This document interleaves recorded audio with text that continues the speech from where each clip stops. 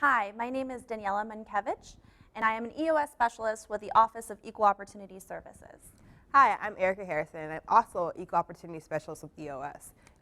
Today we're going to be talking about the University of Houston System's sexual misconduct policy. The University of Houston sexual misconduct policy prohibits sexual harassment, sexual exploitation, sexual intimidation, and sexual assault, as well as dating violence and domestic violence. Dating violence covers individuals who are in dating or intimate relationships, and domestic violence can cover individuals who are former or current spouses or individuals who live together and have a child. The University of Houston sexual misconduct policy also prohibits stalking. These actions are prohibited and are antithetical to the standards and ideals of our university community.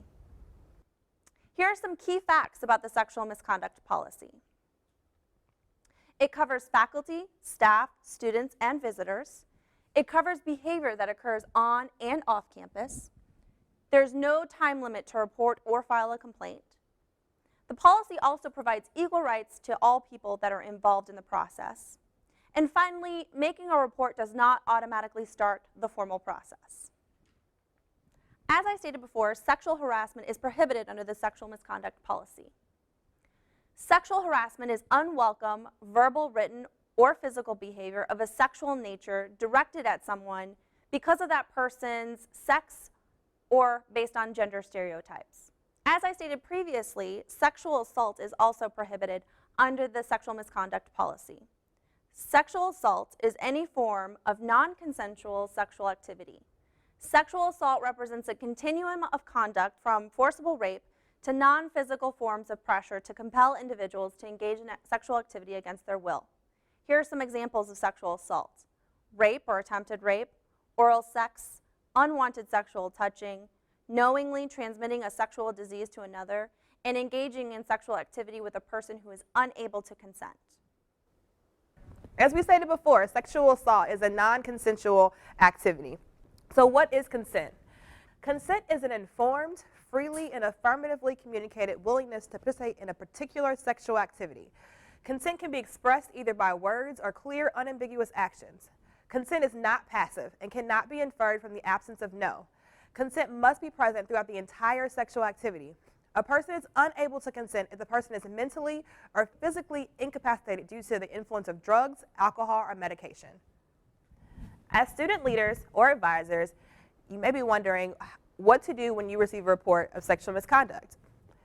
If you are an advisor or university employee, you are required to report any known or suspected incident of sexual misconduct.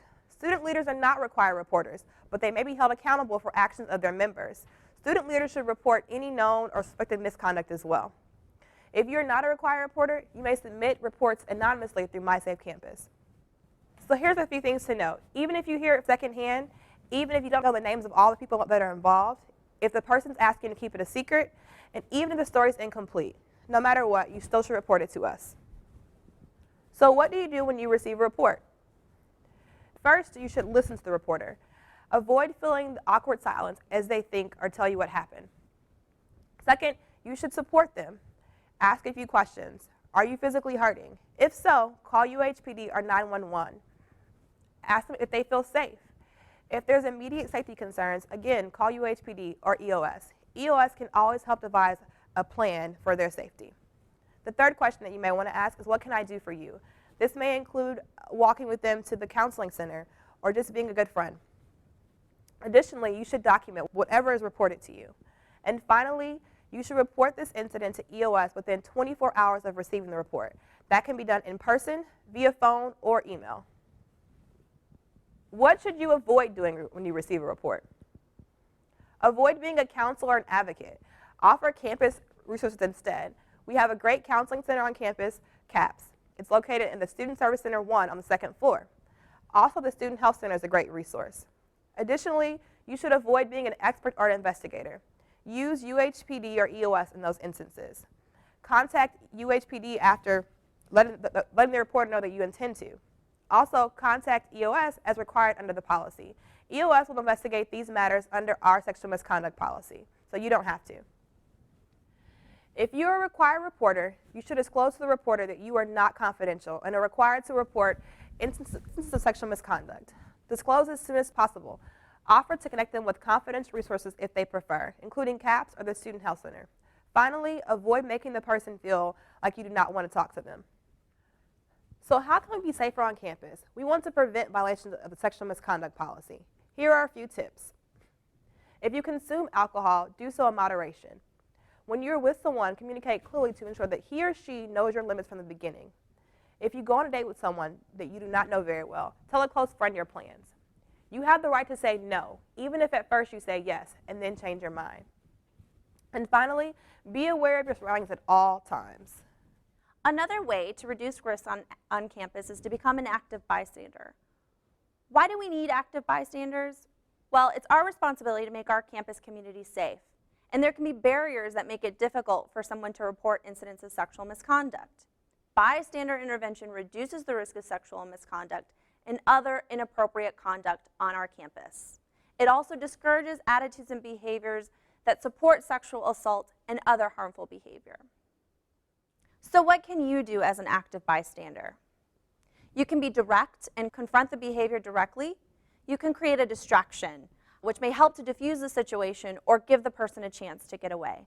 And finally, you can delegate. You can find someone else who's better suited to handle the situation, like a police officer or a supervisor. So how do you, as an active bystander, know when to step in? You can ask yourself if the person's behavior makes you feel uncomfortable. You should do something if your gut instinct tells you that something is wrong. If other people also seem to be concerned, you should also act as an active bystander. You should also act if the person seems uncomfortable or afraid. And also, you should act if that person seems unable to make a decision. If you have any questions or concerns or want to make a report with our office, we can be reached at 713-743-8835 or by email at eos@uh.edu. The University of Houston System's Title IX coordinator is Dr. Richard Baker. We are always here to help you with any questions or concerns. Please feel free to call us or email us anytime.